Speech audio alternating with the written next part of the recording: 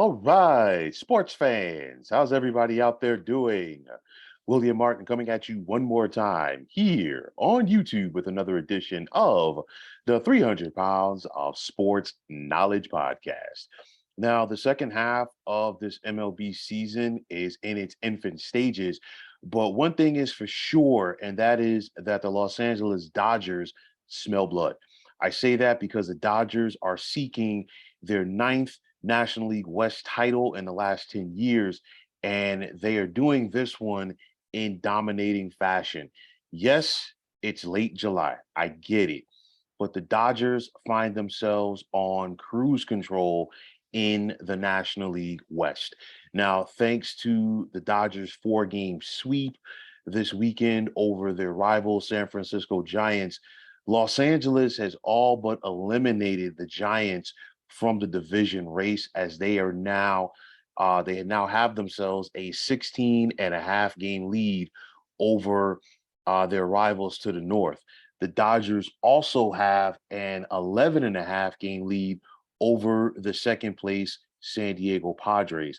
And as I recently said in my second half preview, I don't see San Diego being able to make up the deficit between now and the end of the season. And for the Padres, they did have themselves a solid weekend. They took 2 out of 3 on the road against the New York Mets, who are currently in first place in the NL East. But make no mistake about it, the Dodgers are just simply a step ahead and a half, if you will, in front of the Padres. And I know that the Padres still don't have Fernando Tatis Jr., but nonetheless, the Dodgers right now are simply the better team. Now, getting back to this weekend, the Dodgers simply went out there and made a statement. They swept the Giants in a 4-game set. Let's not forget the Giants beat the Dodgers out for the first place crown in this division last year by 1 game. San Francisco won 107 games. Los Angeles won 106. But make no mistake about it, the Dodgers have been able to keep up with that level that they've been accustomed to for so long. The Giants obviously have taken a couple of steps back, and the Dodgers once again have themselves a quality team that could potentially do some damage in October. And you think about this Dodgers lineup, the likes of Mookie Betts, Freddie Freeman, who was signed away from the Atlanta Braves, and then Trey Turner, who is a pending free agent this offseason, and he's having another stellar season at the plate at just the right time. And of course, the Dodgers have themselves one of the better offenses in the National League.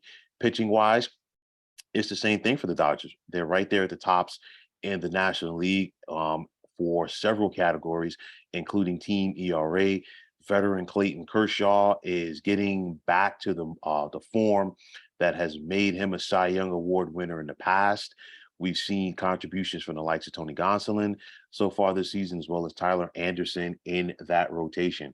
Now, one thing I want to keep my eyes on for the Dodgers, how active are they going to be at the trade deadline, most notably in the bullpen? Now, Craig Kimbrell has been shaky at times this year for the Dodgers. And if you look at Kimbrell's body of work on his last few stops in Major League Baseball, whether it's the Cubs, White Sox, or Red Sox, he can be very shaky at times in that ninth inning. He has an ERA this season of 3.97.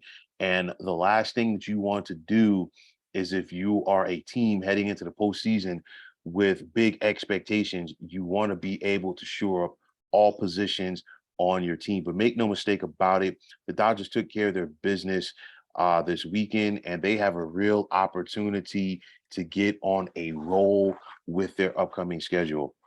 They host the Washington Nationals for 3 games at Chavez Ravine, which is then followed by a 4-game series in Denver against the Colorado Rockies before they travel to San Francisco to take on the Giants. And then right after that, a 3-game set against the San Diego Padres in the beginning of August. But make no mistake about it, who's to say that between now and then the Dodgers would not be able or would be able to extend their lead in the National League West over the Padres even more than it is right now. So for Dave Roberts, he continues to push all the right buttons for this team.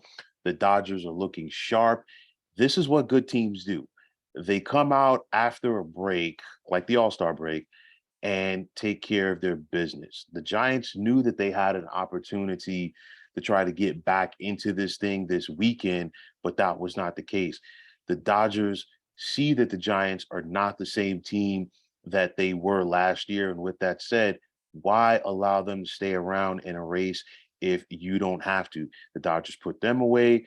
They have a comfortable lead over the Padres, and I think they will cruise, like I said last week, cruise to another NL West crown.